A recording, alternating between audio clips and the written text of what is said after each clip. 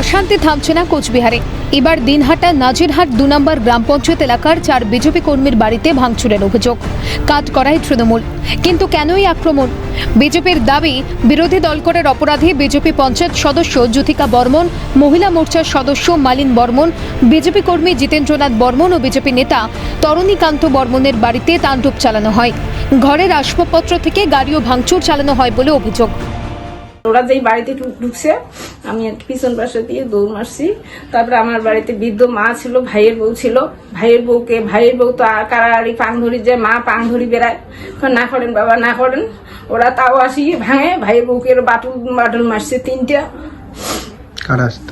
হ্যাঁ, এগুলা আসছে মানে নেতৃত্ব তো মদন মোহন বর্মন দিছে।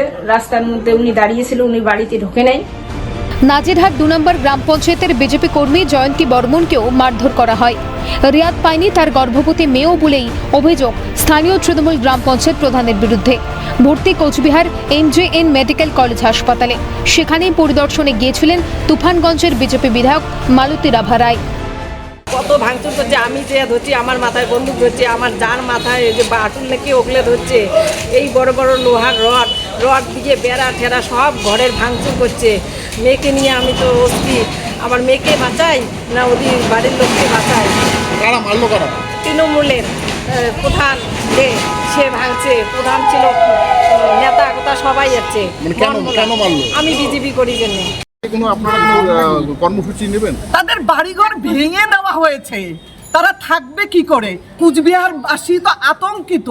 বিরোধী নেতার এখানে আসা যাবে না, বিরোধী দল করা যাবে না, MLA-রা নিজের এলাকায় ঢুকতে পারবে না। এই তো গুন্ডার, এই তো উদয়ন গুহর এবং এই কুচবিহার জেলা সভাপতির নিদান দিয়েছে।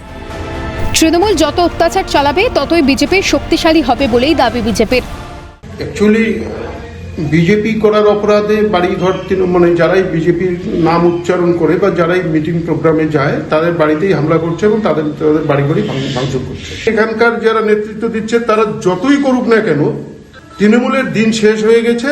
উদয়নগ যত রোলার চালাবে তত এখানে তৃণমূল ধ্বংসের দিকে যাবে এবং বিজেপি আগামী 2026-এ ক্ষমতায় আসবে, এটা নিশ্চিত। মিথ্যা অভিযোগ। এটা আসলে বিজেপির অন্দরের কোন্দলের ফল সুর ছড়িয়েছে তৃণমূল। সে তো শুভেন্দু অধিকারীও আমাদের বলে গেল যে জেহাদি, আমাদের বলে গেল রোহিঙ্গা। বিজেপি অনেক কথাই বলে, সব কথা তো আর বিশ্বাসযোগ্য না। সব কথার উত্তর কি দেব?